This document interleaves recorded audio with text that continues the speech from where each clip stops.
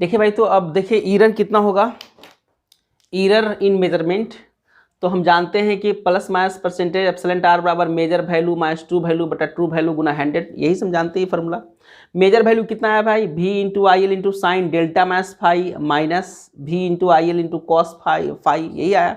अब बटा v into I L into cos phi आया। तो यहाँ देखिए वी एल सबके सब कट जाएगा, कॉमन ले लीजिएगा, कॉमन ले लीजिएगा तो क्या होगा, ये वाला इससे क्या होगा, कट जाएगा। क्या बचेगा भाई, क्या बचेगा, plus minus epsilon R percentage में बराबर plus minus sine delta minus phi minus cos phi, अब बट्टा क्या चाहिए, कॉस फाई इंटू 100%। इतना ईरर आपको मिल रहा है, इतना ईरर आपको मिल रहा है इसको मेजरमेंट में।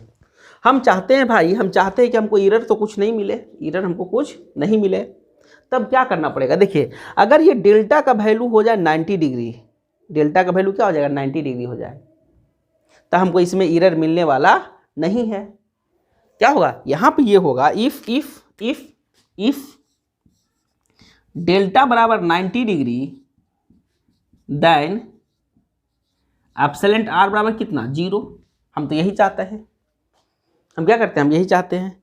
तो एप्सिलॉन आर तो कभी भी 0 नहीं होगा, ये हम सब भी जानते हैं, क्योंकि कोई भी इंस्ट्रूमेंट काम करता है तो उसमें कुछ ना कुछ ईरर होता है। लेकिन हम इस एप्सिलॉन इसको कम कर सकते हैं, इस ईरर को कम कर सकते हैं। कम करने का तरीका क्या होता है, कम करने का तरीका क्या होता है कि यहाँ पर एक कॉपर सैंडिंग का बैंड लगा देते हैं। ये वाला देखिए क्या लगा दिया भाई, कॉपर सैंडिंग बैंड लगा देते हैं।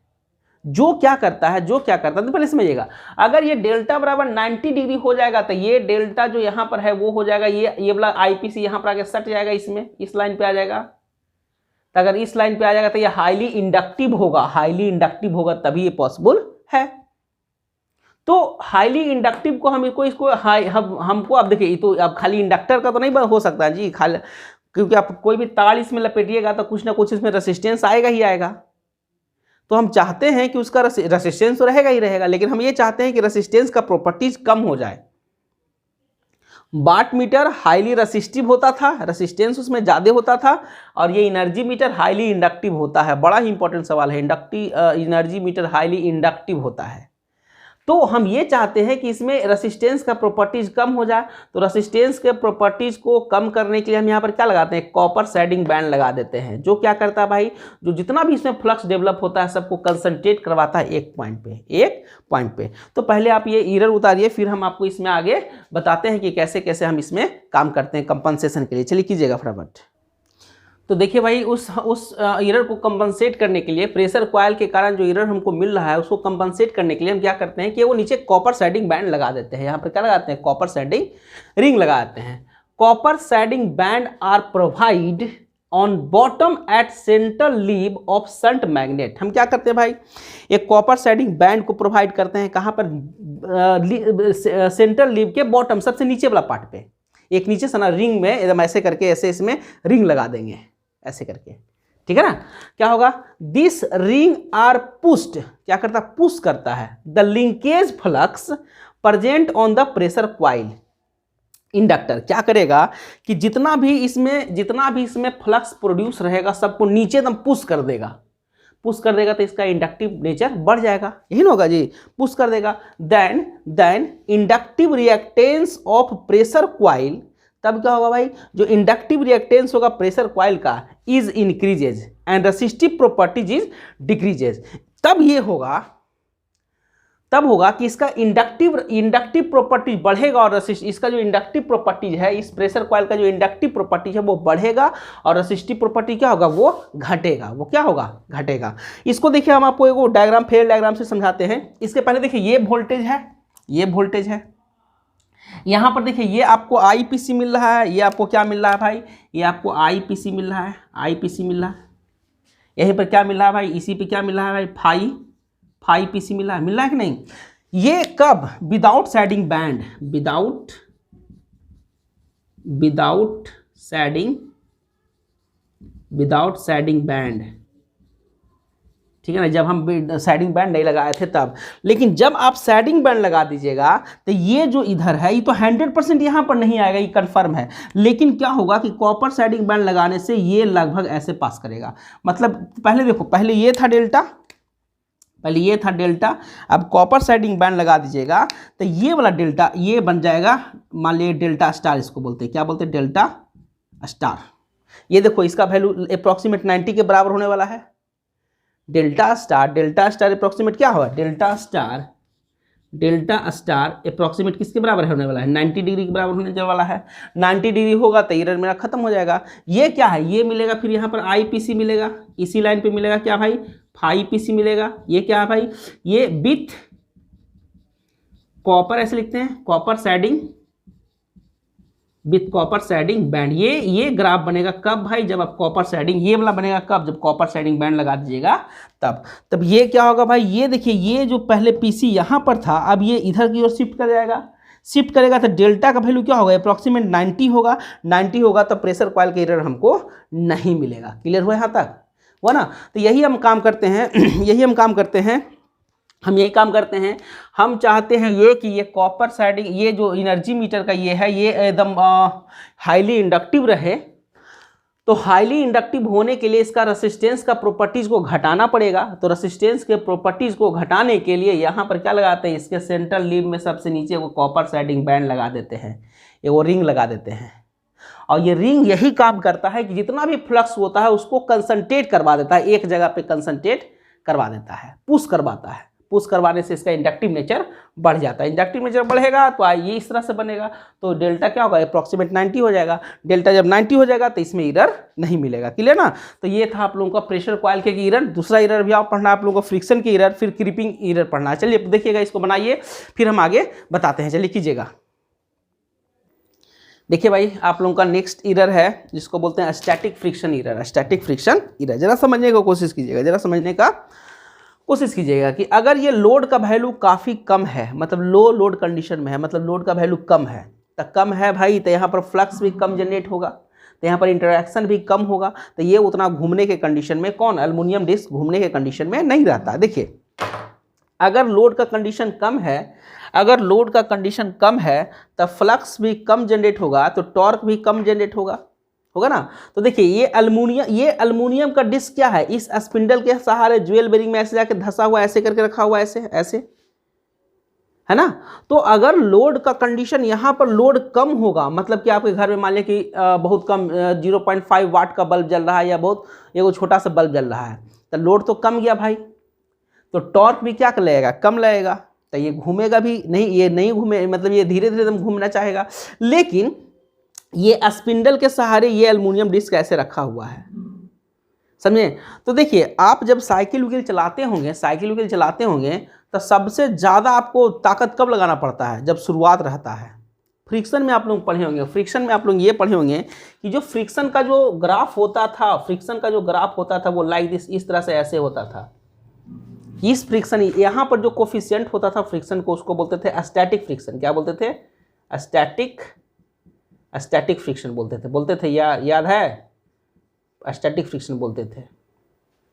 ठीक है, सुनिएगा जरा ध्यान से क्या क्या चीज होता है। देखिए, तो जब लोड कम रहेगा, लोड का वैल्यू कम रहेगा, तो यहाँ पर ड्राइविंग टॉर्क भी कम लगेगा, जिसके कारण अब ड्राइविंग टॉर्क कम लगेगा तो यहाँ पर जो ज्वेल बेरिंग, इस ज्वेल बेरिंग में जो स्पिंडल डाला हुआ है, इस दोनों के बीच को घूमने के लिए पहले इस फ्रिक्शन से पास होना पड़ेगा, जिसको बोलते हैं स्टैटिक फ्रिक्शन। क्या बोलते हैं, स्टैटिक फ्रिक्शन। लेकिन लोड कम होने के कारण ड्राइविंग टॉर्क कम है, तो जो टॉर्क कम है वो कंपनसेट हो जाएगा इस फ्रिक्शन के पास, और ये नहीं घूमेगा। जैसे एग्जांपल के तौर पे जैसे ये ज्वेल बेरिंग है और यहाँ पर यह स्पिंडल लगा हुआ है, अगर आप इसको थोड़ा सा धीरे से घुमाइएगा तो क्या ये कभी घूमेगा, कभी नहीं घूमेगा। अगर आप इसमें थोड़ा सा टॉर्क लगाइएगा, थोड़ा सा फोर्स लगाइएगा तो कभी भी नहीं घूमेगा। क्यों नहीं घूमेगा, क्योंकि इस स्पिंडल और इस ज्वेल बेरिंग के बीच में फ्रिक्शन डेवलप हो रहा है। क्या डेवलप हो रहा है, फ्रिक्शन। जो फ्रिक्शन क्या करेगा कि अगर लो वैल्यू ऑफ टॉर्क रहेगा तो इसको घूमने नहीं देगा। तो इसके कारण आप तो लोड लगाए हुए हैं, आप तो अपने घर में एगो 0.5 वाट का बल्ब जलाए हुए हैं, लेकिन यहाँ तो कोई मीटर में रीडिंग नहीं आ रहा है। इस एरर को बोलते हैं क्या चीज भाई, स्टैटिक फ्रिक्शन एरर बोलते हैं। क्लियर, समझ में आया सबको? स्टैटिक फ्रिक्शन ईरर किससे बोलेंगे?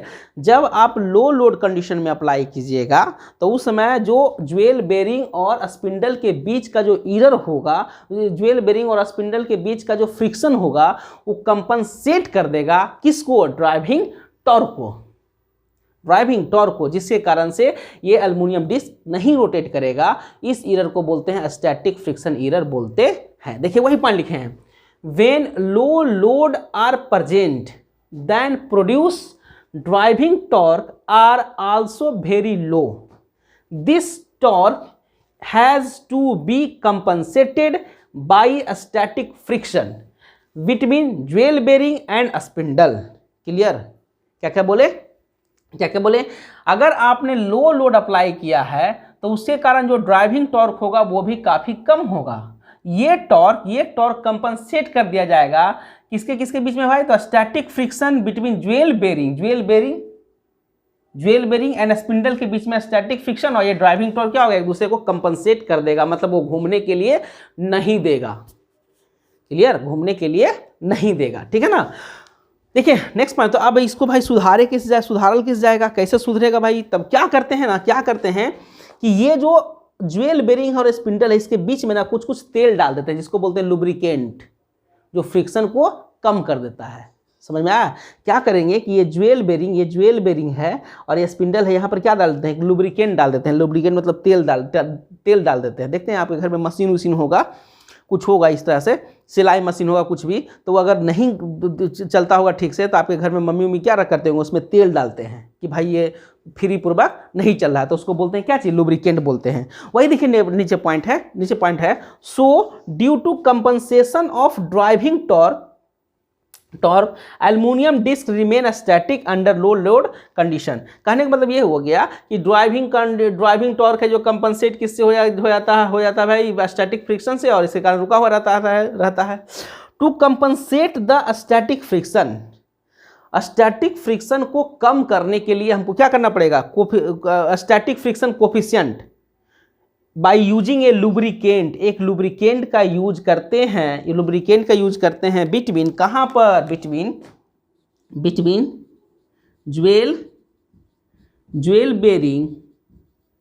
Jewel bearing and spindle. कहाँ पे भाई?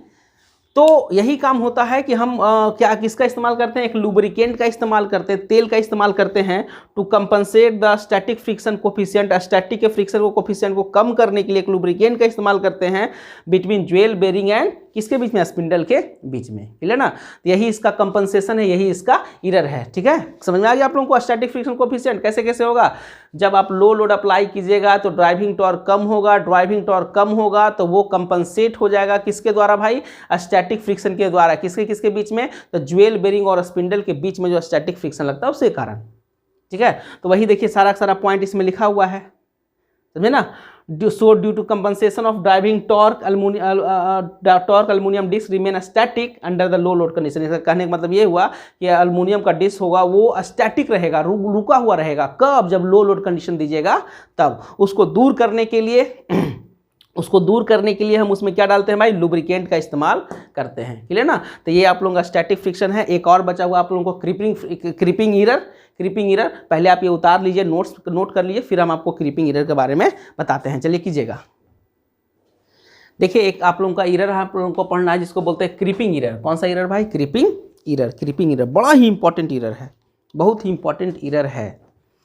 देखिए क्या है कि अगर आपके घर में सारा बॉल बत्ती पंखा सबके सब बंद है तो क्या ये एल्युमिनियम डिस्क को घूमना चाहिए? इस एल्युमिनियम डिस्क को तो नहीं घूमना चाहिए, ठीक है ना? लेकिन क्रीपिंग ईरर क्या कहता है? क्रीपिंग ईरर ये कहता है कि देखिए अगर इसमें कोई करंट फ्लो नहीं कर रहा है, कब? जब लोड के पास लोड ओपन सर्किट में है तब। अगर लोड ओपन सर्किट में है तो इसमें आईसीसी में कोई करंट फ्लो नहीं करेगा। लेकिन होगा क्या? ये जो प्रेशर कॉइल है, प्रेशर कॉइल के पास हमेशा वोल्टेज आते रहता है।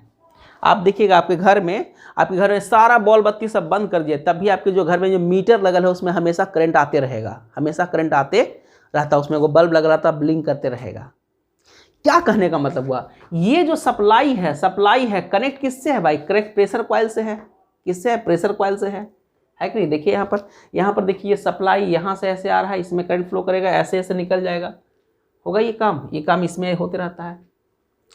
तो प्रेशर जो सप्लाई है उससे इसमें वोल्टेज आएगा प्रेशर कॉइल में। जब वोल्टेज आएगा तो क्या होगा भाई, इसमें फ्लक्स तो डेवलप होगा ही होगा। जब वोल्टेज आएगा तो करंट फ्लो करेगा आईपीसी। जब करंट फ्लो करेगा तो क्या होगा, फ्लक्स डेवलप इसमें होगा ही होगा। इसमें क्या होगा, फ्लक्स डेवलप होगा कि नहीं होगा, ठीक है ना। तो ये जो फ्लक्स इस पे जब टकराता है, किस पे, एल्युमिनियम डिस्क पे, तो इसमें वाइब्रेशन होता है। किसमें, एल्युमिनियम में। ये जो डिस्क है उसमें क्या होता है, वाइब्रेशन होता है। इस वाइब्रेशन को बोलते हैं थर्मल वाइब्रेशन। इसमें देखिए कोई करंट फ्लो नहीं करेगा, इसमें करंट नहीं फ्लो कर रहा है, ये ओपन सर्किट है। लोड कैसा, ओपन सर्किट है, लेकिन इसके पास करंट आ रहा है। इसमें करंट नहीं फ्लो करेगा ओपन सर्किट होने के कारण, लेकिन इसमें करंट आएगा, क्योंकि ये हमेशा किससे कनेक्टेड है, सप्लाई से। आपके घर में जो मीटर है देखते हैं, 2 गो तार वहाँ टुक्का में फंसाया, 2 गो तार ला के मीटर में डाल दिया, बीच में तो कहीं कोई स्विच देता नहीं है, कोई स्विच नहीं रहता है। तो ये 2 ठो तार है जो आ गया सीधे किस में, प्रेशर कॉइल में आता है।